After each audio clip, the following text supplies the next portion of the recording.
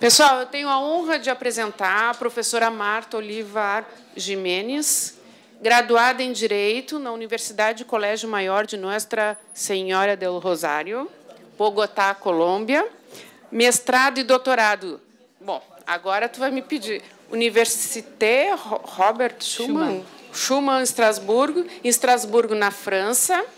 Professora associada da Universidade Federal do Rio Grande do Sul e atua principalmente nos seguintes temas: Mercosul, Direito Internacional Público, União Europeia e Tribunais Internacionais. E sem maiores delongas, então, passo imediatamente a palavra à nossa palestrante.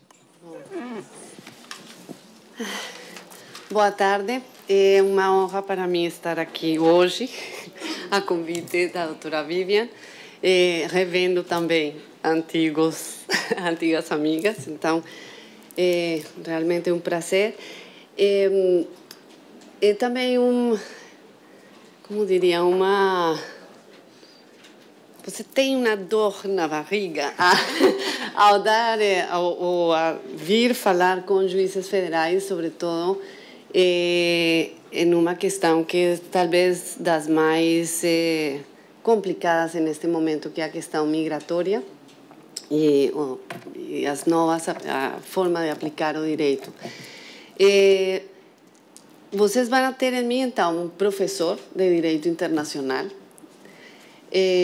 migrante e com um leve sotaque, mas que talvez não vai atrapalhar nos próximos 45, 50 minutos. Eu vou tentar também falar um pouco mais lento do que usualmente falo. E eu ia propor simplesmente, talvez, discutir com vocês algumas questões do ponto de vista do direito internacional e a situação do Brasil, mas questões mais gerais. Em um primeiro momento, eu queria discutir, basicamente, algumas questões que são óbvias, talvez, para vocês, mas que eu queria relembrar aqui, da forma em que o Brasil se obriga internacionalmente, ou a abrangência das obrigações internacionais, a consequência da violação dessas obrigações internacionais, e depois falar sobre alguns dos instrumentos jurídicos, digamos, que vinculam, então, o Brasil desde a perspectiva da proteção, sobretudo, dos migrantes, as obrigações que o Estado brasileiro ratificou com relação a grupos de migrantes. Não vou me referir necessariamente aos refugiados, mas em termos mais gerais aos migrantes em si. Então, mencionar alguns dos tratados no âmbito universal ratificados pelo Brasil e que são, obviamente, já internalizados, os tratados de caráter também bilateral, de caráter regional, e a posição de alguns tribunais internacionais com relação à matéria de migrações e com relação também aos direitos que são reconhecidos no âmbito internacional para os migrantes e, particularmente, em alguns casos, migrantes indocumentados ou crianças vinculadas ou que se encontram em uma situação também de migração, às vezes legal ou ilegal, com seus pais. Então, era essa minha, digamos, o plano da discussão que pretendo trazer hoje aqui. Obviamente, eu parto da base que a maioria de vocês já conhecem, digamos, os instrumentos pelos quais o Brasil se obriga internacionalmente ou adquire obrigações internacionais. Basicamente, as fontes das obrigações internacionais do Estado brasileiro se resumem a tratados, o costume internacional e atos unilaterais, basicamente, com efeitos jurídicos no âmbito do direito internacional. Obviamente, os tratados considerados atos complexos no âmbito do direito internacional, precisamente porque implican a realização de atos no âmbito nacional e internacional e também a participação de dois poderes do Estado, o poder executivo e o poder legislativo, e não há no âmbito da legislação brasileira regras específicas, salvo as leis relativas à formalização de tratados internacionais e, posteriormente, a adoção e internalização da Convenção de Viena sobre Direito dos Tratados, que vai ser obrigatória para o Brasil, implica uma série de obrigações para o Estado brasileiro, em particular, talvez uma nova obrigação que não era consagrada até a entrada em vigor nacionalmente da Convenção, a garantia da prevalência do direito internacional e o princípio de que o Estado não pode invocar perante tribunais internacionais o direito nacional para justificar a violação de obrigações internacionais. Isso implica que perante um tribunal internacional, o Estado que tente justificar a violação de um tratado internacional, invocando sua Constituição, por exemplo, não vai ser ouvido, não terá ganho de causa, em regra geral, em qualquer dos mecanismos de solução pacífica de conflitos que existem neste momento em qualquer tribunal internacional. Então, esse é um dos princípios que está consagrado no artigo 27 da Convenção de Viena e que realmente vem a ser internalizado, então, quando a Convenção entra em vigor no território brasileiro. As regras gerais da celebração de tratados internacionais no Brasil obedeciam aos princípios da Convenção de Viena. Então, talvez só certas questões são mais novedosas quando a Convenção entra em vigor no Brasil, mas, em regra geral, o procedimento de formação de tratados internacionais vinha sendo observado pelos poderes brasileiros, obedeciam às regras da própria Convenção. E vão ser consagradas na jurisprudência brasileira a necessidade de aprovar o tratado internacional, a necessidade de ratificá-lo, e a partir da ratificação é que o Estado brasileiro vai se obrigar internacionalmente, mas no âmbito, digamos, nacional, a necessidade de internalização através da promulgação e da publicação no Diário Oficial. A questão, então, no âmbito brasileiro, com relação aos tratados internacionais, vai trazer dois problemas do ponto de vista do direito internacional. O primeiro problema, a questão da internalização e a eventual violação dos tratados internacionais, muito comum, pela falta de aplicação interna, porque o Estado brasileiro obriga-se internacionalmente a partir do momento da ratificação, mas entre a ratificação e a internalização, e isso é um estudo feito também pelo Conselho Nacional de Justiça, muitas vezes, na maioria dos casos, transcorre um período de tempo bastante longo, até que o tratado é internalizado e pode ser invocado ou aplicado pelos juízes. E esse lapso de tempo entre a ratificação e a internalização implica a violação de obrigações internacionais por omissão. Isso, é claramente reconhecido e tem sido reconhecido por algumas decisões com relação a instrumentos do Mercosul, que em algum momento não puderam ser aplicados e os tribunais informam, digamos, aos demandantes que solicitam a aplicação de um protocolo, por exemplo, do Mercosul, que o protocolo não pode ser aplicado, visto que ele não tem sido internalizado no Brasil, mesmo se a ratificação já foi feita.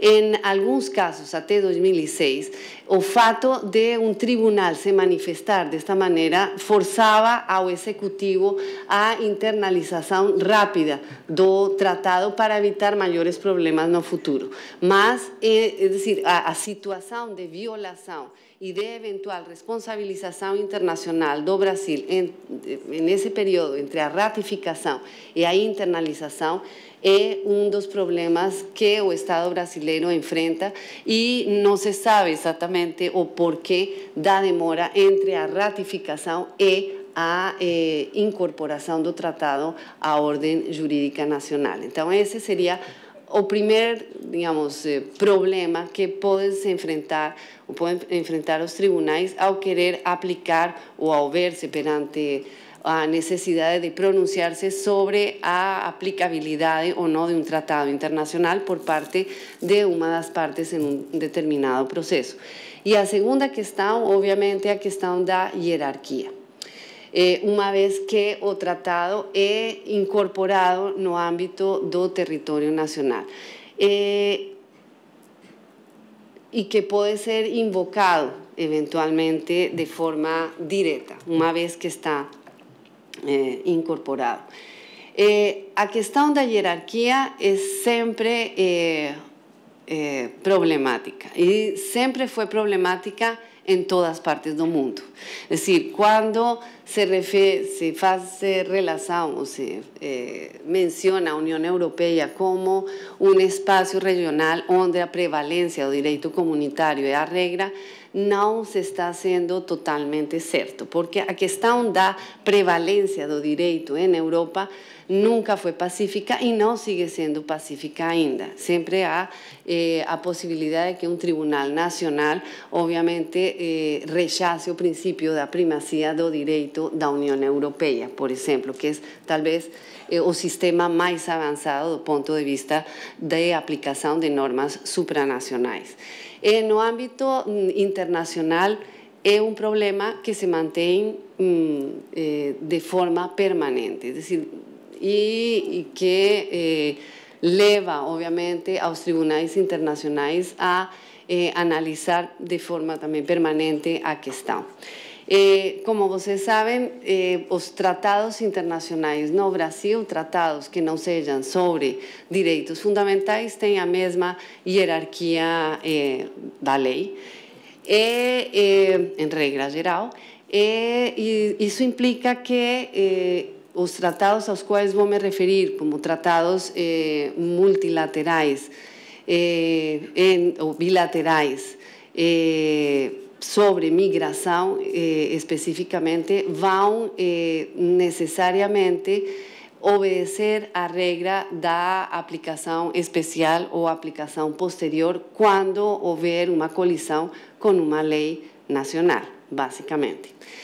Os tratados sobre direitos humanos, obviamente, escapam, em princípio, dessa regra e ganham uma hierarquia supralegal, e os tratados excepcionalmente adotados, é decir, porque eu acho que neste momento só há tratado que obedeceu o procedimento especial de adoção para ganhar a hierarquia constitucional. É sistema diferente, digamos, do que existe na Argentina, onde a própria Constituição regulamenta especificamente a hierarquia superior de tratados sobre direitos humanos e de tratados em geral, sobre as leis, e a declaração também pela Constituição da hierarquia constitucional dos tratados sobre direitos fundamentais mencionados na própria Constituição ou que são adotados por procedimento particular.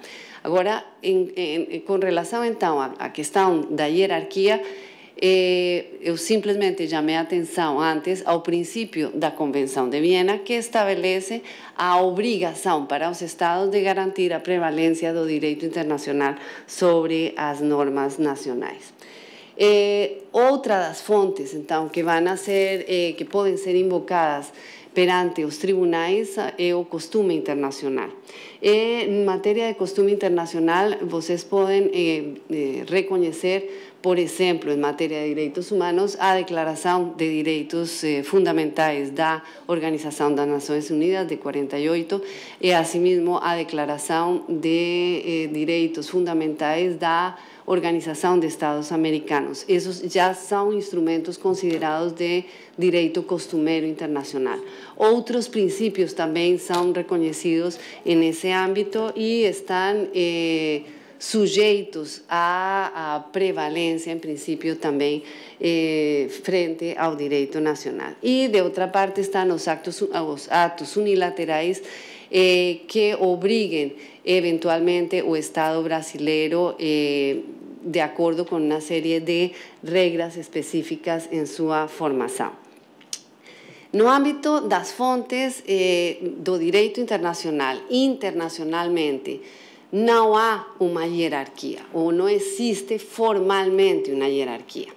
Mas, a partir do momento em que a Convenção de Viena faz menção de uma certa categoria de dispositivos, no âmbito da doutrina e dos tribunais internacionais, particularmente dos tribunais criminais internacionais e dos tribunais regionais de direitos humanos, como a Corte Interamericana de Direitos Humanos em particular, se considera a aparição de uma hierarquia entre as fontes de direito internacional e uma categoria especial, a categoria formada pelas normas de jus cogens, as normas imperativas de direito internacional.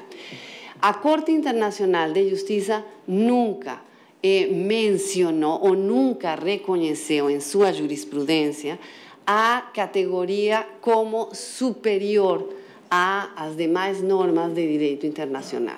Mas os tribunais penais internacionais, desde os tribunais ad hoc, a Corte Penal Internacional considera o jus cogens, ou as normas de jus cogens, como normas superiores às demais normas de direito internacional e cuja observância não pode ser desconhecida. Então, não haveria justificativa possível para um Estado de violar estes dispositivos particulares de normas internacionais. E a presença de uma norma de jus cogens afastaria, eventualmente, outros dispositivos de direito internacional. Um exemplo é a questão das imunidades de chefes de Estado, por exemplo. Os primeiros, o interessante é que os primeiros tribunais a reconhecer a hierarquia superior de normas de jus cogens são tribunais nacionais. Os tribunais internacionais que vão posteriormente a reconhecer a superioridade de normas de jus cogens são regionais, tribunais regionais ou os tribunais criminais internacionais. Os primeiros tribunais a reconhecer essa superioridade e a eliminar, então, ou a deixar de aplicar outras normas de direito internacional, como, por exemplo, as normas relativas a imunidades de Estado ou imunidades de agentes de Estado, são tribunais nacionais. Os tribunais gregos, por exemplo, os tribunais italianos e, de outra parte, inclusive, os tribunais ingleses, original, nesse caso.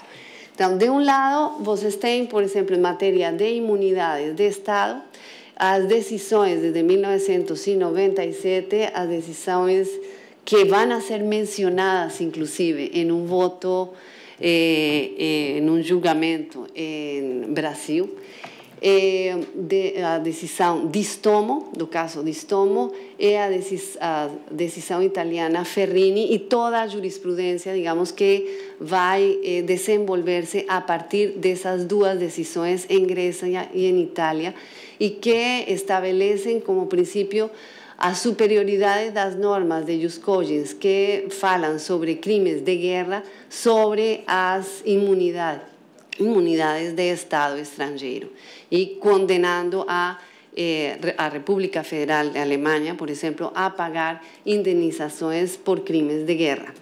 Entonces, de un lado está ese. Y de outro lado está, en 1998, a famosa decisão Pinochet, em que a Câmara dos Lords vai precisamente reconhecer a superioridade das normas sobre tortura às normas, às regras de imunidade de agentes de Estado. Então, é bastante interessante, são os primeiros a aplicar essa noção e a consagrar a superioridade sobre outras normas de direito internacional, nem sequer interno, são os tribunais nacionais.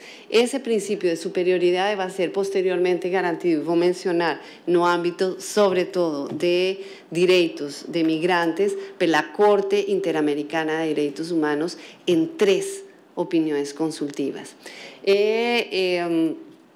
Sem nenhum tipo de, digamos, obstáculo ou reserva, bem claramente, coisa que difere, por exemplo, do posicionamento da Corte Internacional de Justiça, que nunca tem querido reconhecer essa categoria como superior ao resto de normas internacionais. Então, de um lado, está esse fenômeno, digamos, de ampliação da normativa internacional graças à noção de jus cogens. E a segunda noção, que é interessante, que se desenvolve também a partir dos anos 60, que está ganhando uma aplicação bastante interessante no âmbito do direito internacional, é a noção de soft law, o direito não obrigatório. E no âmbito da soft law, eu não sei se simplesmente para... Vocês têm...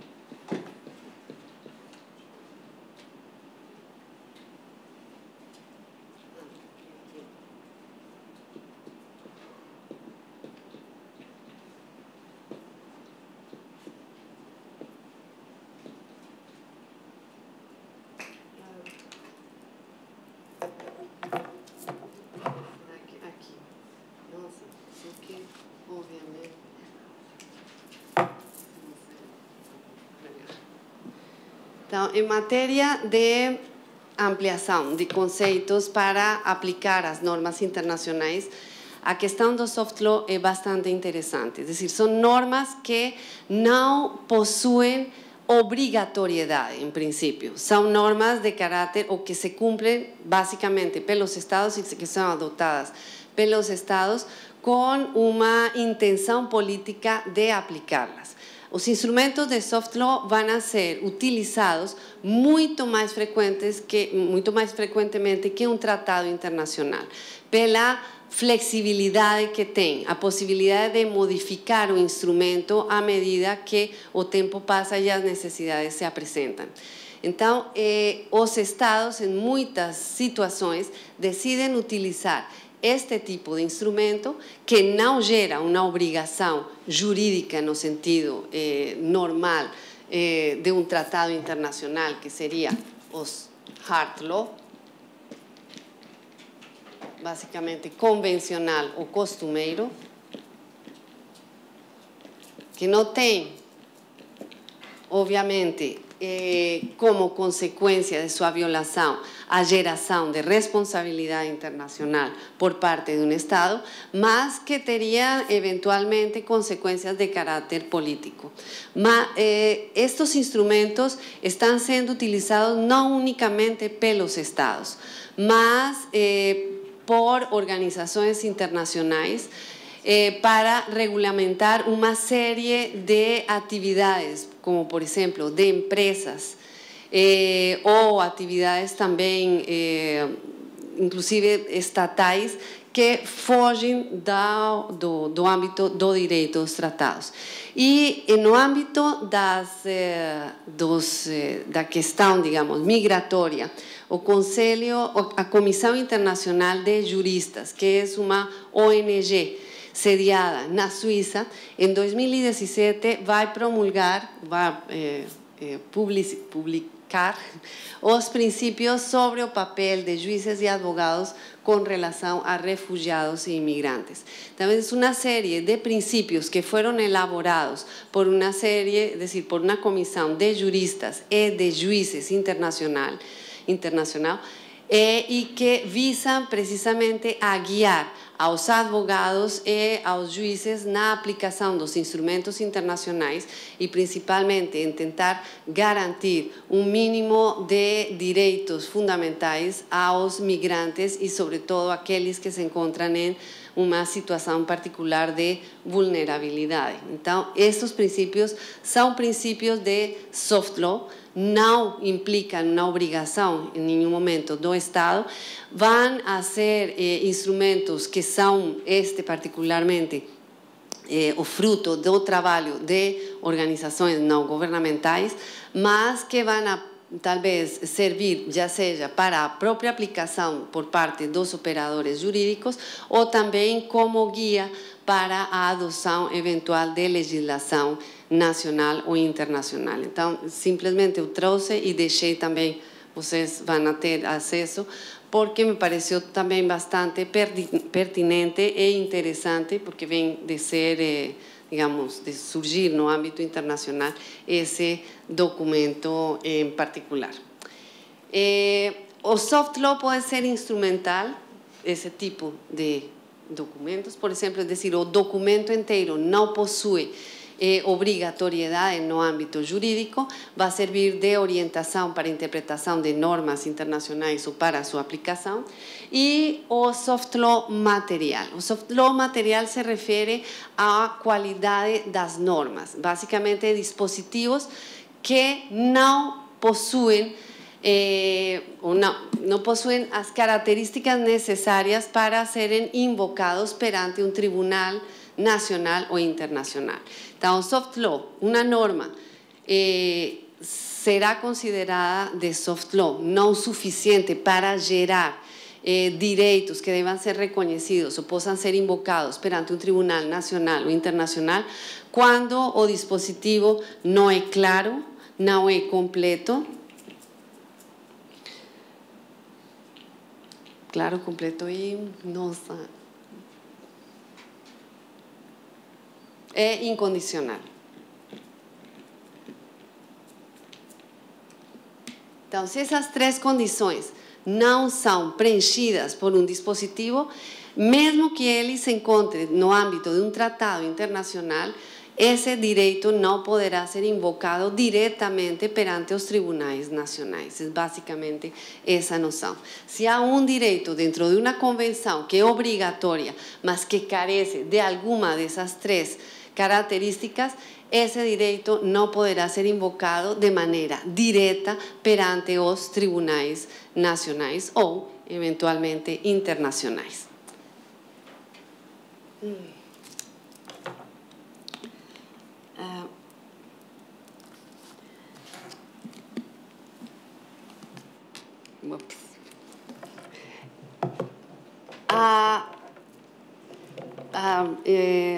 Consequência essencial da violação de uma obrigação internacional é o surgimento da responsabilidade internacional do Estado. As regras sobre responsabilidade internacional têm sido elaboradas e reconhecidas na prática dos diferentes tribunais internacionais. E em 2001, um instrumento de soft law vai, não sei se retirar, não sei, ou falar. Sim, pode ser. Pode ser também, não tem, até melhor. Se eu precisar de auxílio.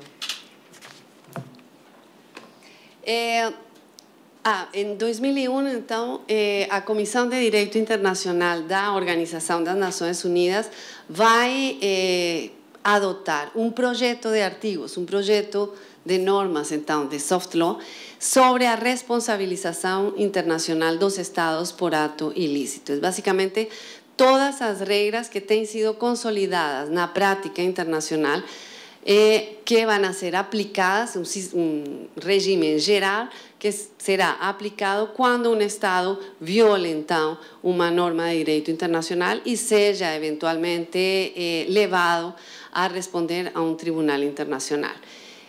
A posibilidad de un Estado ser responsabilizado ou não depende do sistema de solução de conflitos que ele reconhece e seus pares também reconheçam, dos mecanismos, então, para acessar, digamos, ao Tribunal Internacional e do interesse dos demais Estados ou, eventualmente, dos particulares de demandar a responsabilidade internacional do Estado. Então, é uma possibilidade. Basicamente, não é 100% seguro que, ao violar uma norma internacional, um Estado vaya eventualmente a ser responsabilizado.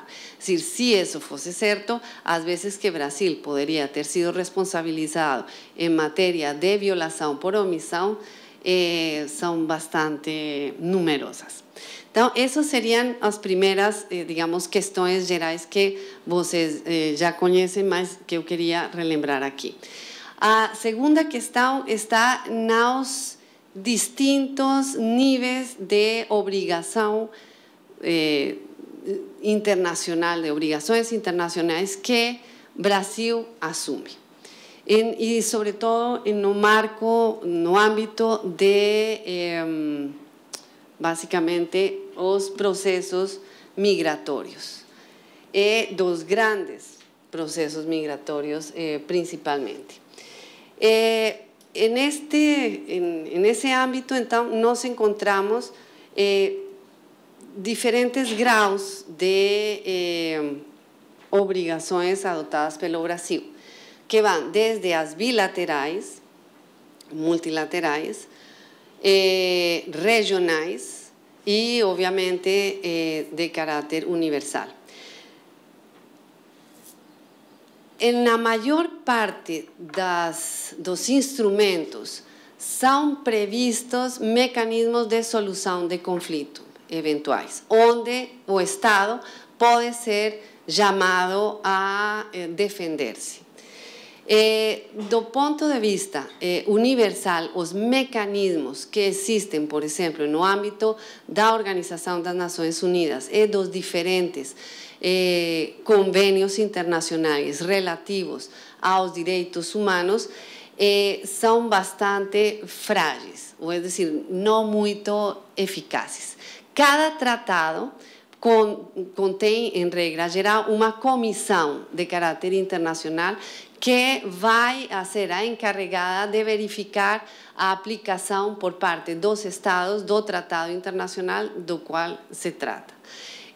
Algumas destas comissões são autorizadas a emitir pareceres ou decisões obrigatórias, em princípio, para o Estado, outras não. Simplesmente recomendações que o Estado pode ou não adotar, dependendo do caso. Então, em cada caso concreto, há que verificar que instrumento está sendo invocado e qual é o alcance da obrigatoriedade da decisão que pode ser tomada por parte de uma determinada convenção no âmbito de Nações Unidas. Mas, em regra geral, no âmbito, digamos, das Nações Unidas, a defesa dos direitos fundamentais é das mais ineficazes, se podemos falar assim.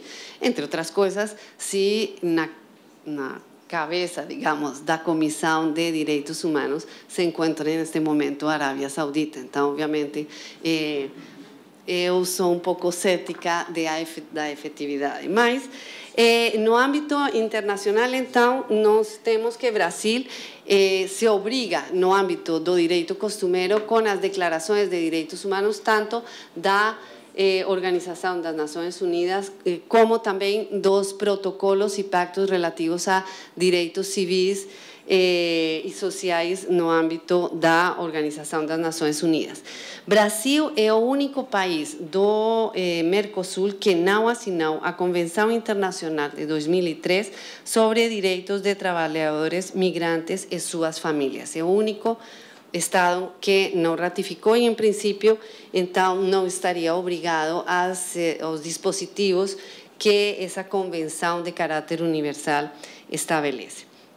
No âmbito de acordos bilaterais, Brasil tem vários acordos com estados relativos à situação de migrantes. Talvez os mais interessantes, tem muitos acordos de caráter executivo relativos a vistos, a eliminação do visto, da necessidade de visto para ingresso por 90 dias. Então, vocês têm realmente inúmeros acordos, são acordos executivos, não são tratados que passaram pelo Congresso, mas que são acordos que foram adotados pelo Executivo com autorização anterior, talvez, no âmbito de um tratado internacional e que são publicados no Diário Oficial e que eximem, então, da necessidade de visto por 90 dias uma série de nacionais dos mais diversos países. Aí vocês têm todos os países, obviamente, de América do Sul, mas também tem acordos com Geórgia, com Armênia, Suíça. Tem uma prolixidade enorme de acordos bilaterais nesse sentido. Então, essas pessoas, em princípio, com seu documento de identidade com seu passaporte, não podem ser barradas nas fronteiras brasileiras, salvo, obviamente, que haja indícios da realização de um crime internacional, enfim, mas não sem razão específica. Com Itália, um acordo de migração desde os anos 70, Brasil e Itália, que concede, digamos, direitos bastante proveitosos aos italianos e aos brasileiros em território italiano. E está também o acordo de cooperação com Portugal, desde 2001, o acordo de amizade e cooperação, que dá uma série de garantias e de direitos, digamos, aos portugueses e aos brasileiros em Portugal, com relação à residência, que são diferenciados de outros estados, obviamente, tanto da América do Sul quanto do mundo. Em matéria regional, nós temos, ou talvez o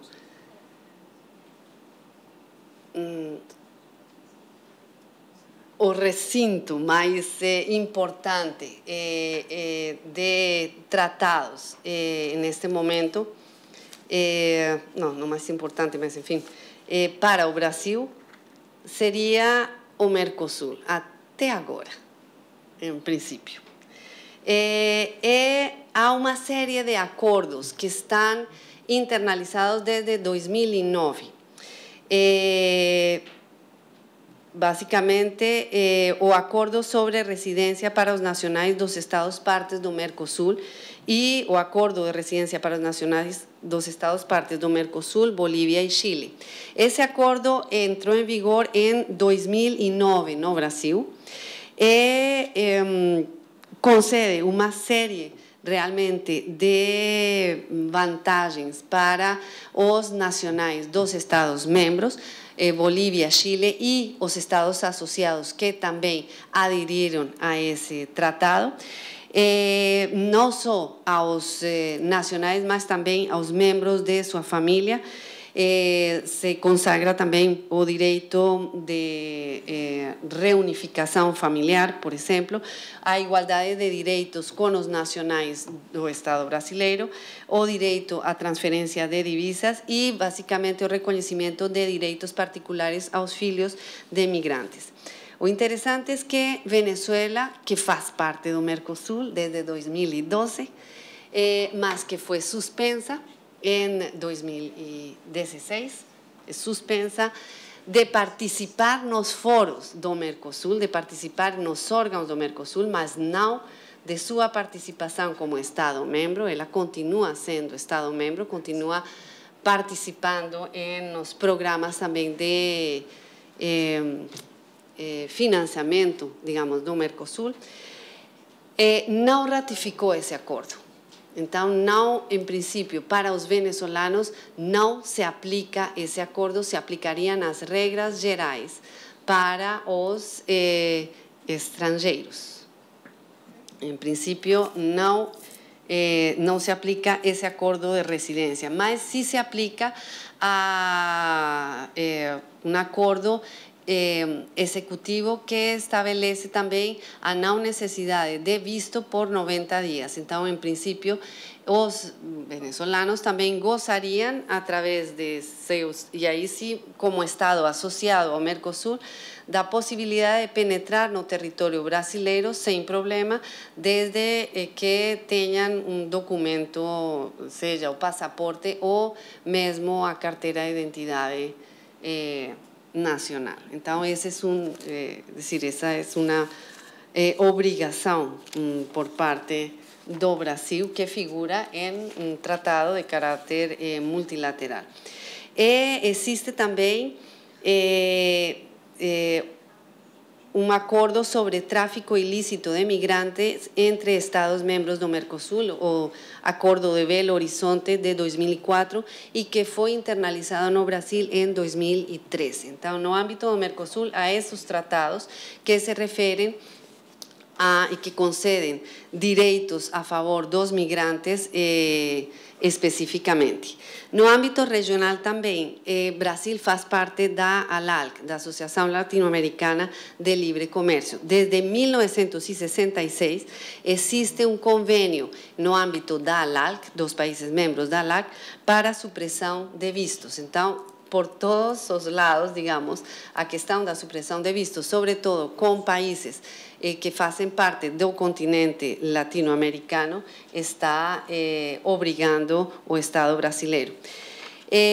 No âmbito da Unasur também há certas obrigações específicas e a iniciativa, mas não sei até onde realmente ela vai chegar, de trabalhar sobre instrumentos que consagrem uma cidadania latino-americana. A questão da cidadania do Mercosul também tem sido levantada e está sendo objeto de regulamentação, mas até agora também não tem consagração legislativa ou normativa.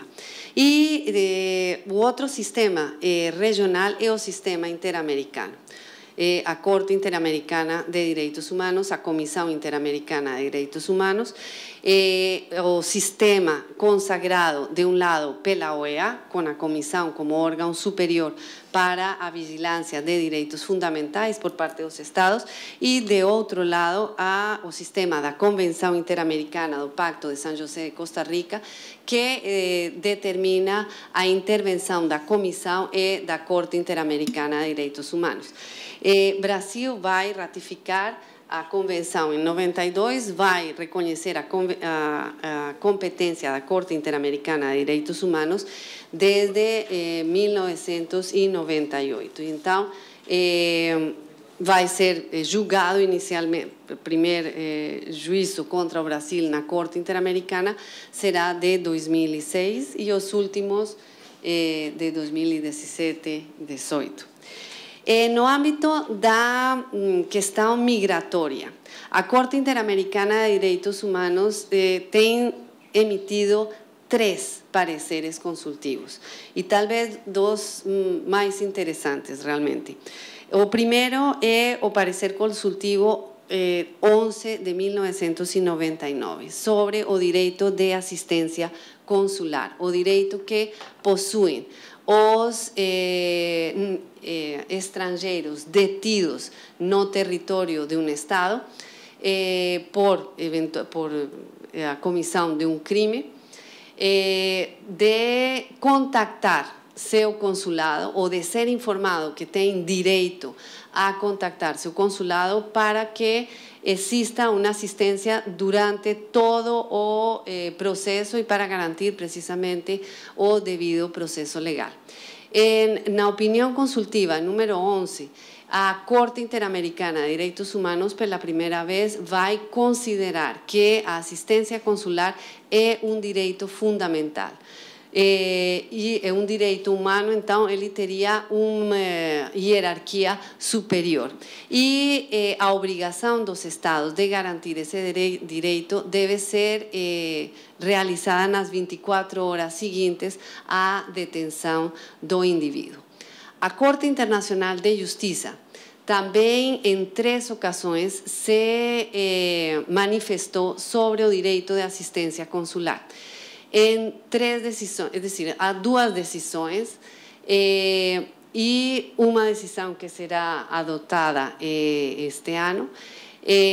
As decisões Lagrand, Avena e Haddad, na qual a Corte Internacional de Justiça vai condenar em as 2 primeiras, Avena e Lagrand, aos Estados Unidos pela violação do direito de assistência consular. Mas em nenhum momento a Corte Internacional de Justiça vai considerar que o direito de assistência consular é um direito fundamental, a diferença da Corte Interamericana de Direitos Humanos, que realmente dá uma força maior ao direito de assistência consular.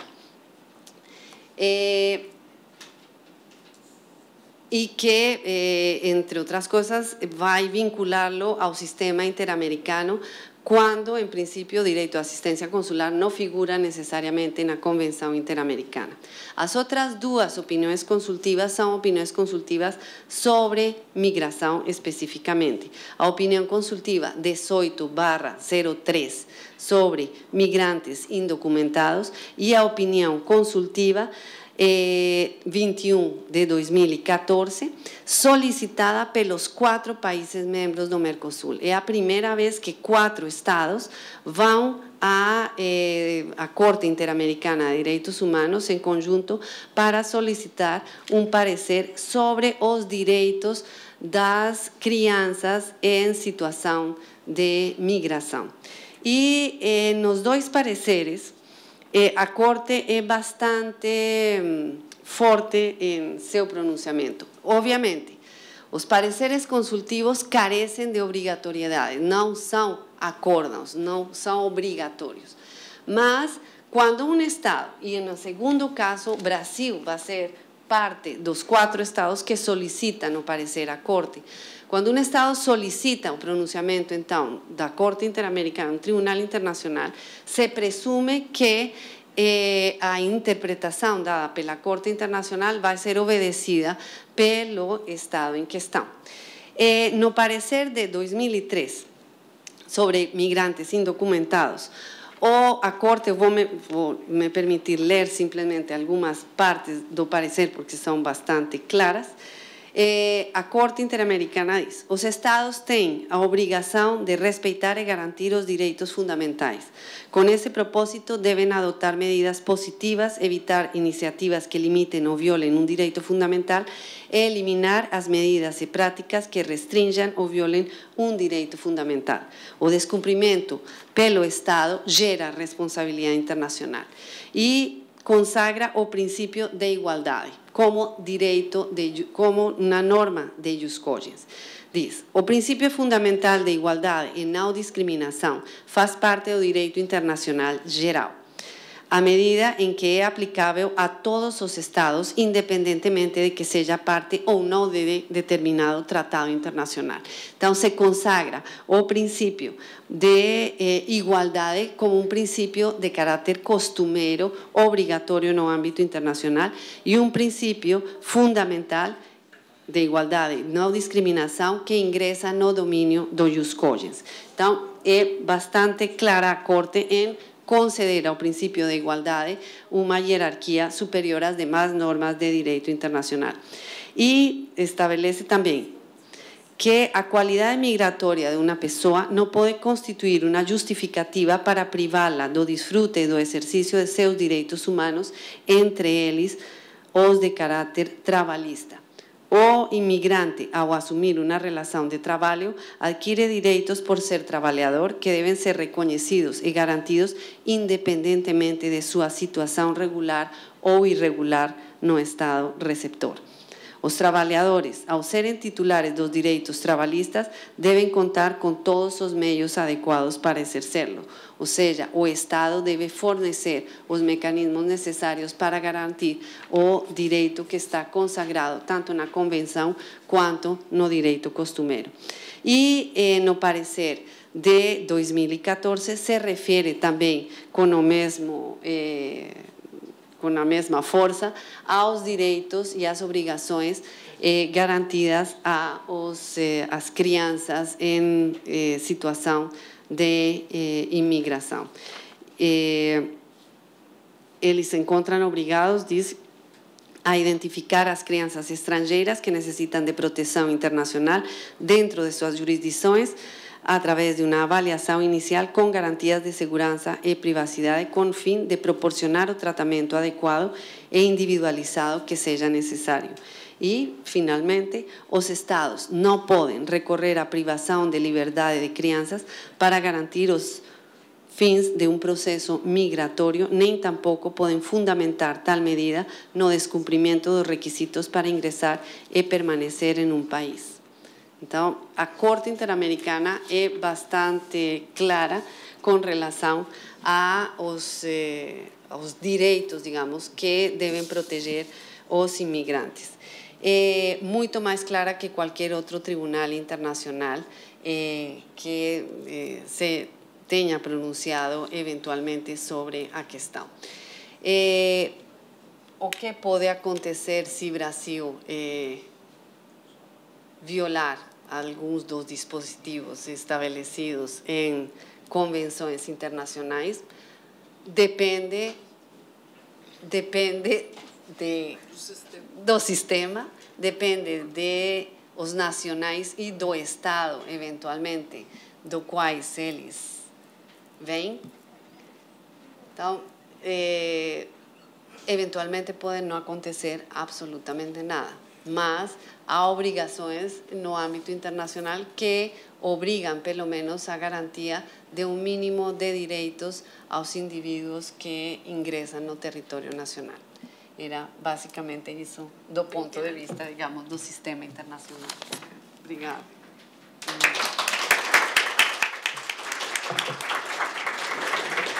Em virtude do adiantado da hora, eu pergunto, alguém tem alguma pergunta a fazer? Não? Eu teria só uma. Na internalização do... Vai entender por que eu vou perguntar. Na internalização do tratado internacional, qual é o marco inicial da aplicabilidade? A aprovação num congresso ou decreto executivo? Bom, de acordo com a jurisprudência constante no Brasil, o decreto executivo de promulgação. É dizer, isso é constante. A jurisprudência brasileira é clara nisso. Como também é muito clara, já realmente, em que a obrigatoriedade do tratado no Brasil e a possibilidade de invocar se apresenta única e exclusivamente a partir do momento em que o tratado internacional for incorporado pelo decreto do Executivo e a publicação no Diário Oficial, apesar de outras... Recentemente nós tivemos esse debate no tribunal. Eu sei, mas é dizer, a jurisprudência constante é isso. E outra questão que eu acho que vai ser interessante se o Supremo Tribunal Federal eventualmente decidir é a questão da denúncia dos tratados internacionais, se pode ser unicamente o executivo ou o legislativo. Perdão, o executivo, ou é preciso que antes da denúncia de um tratado internacional o legislativo seja consultado.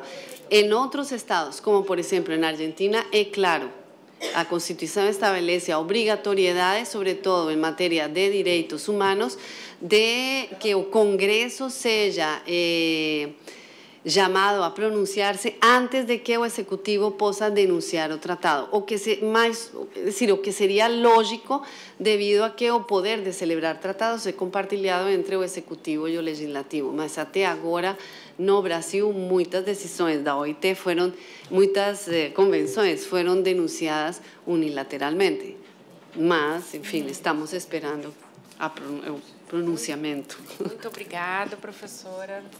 Não, obrigada. Nós vamos ter que continuar.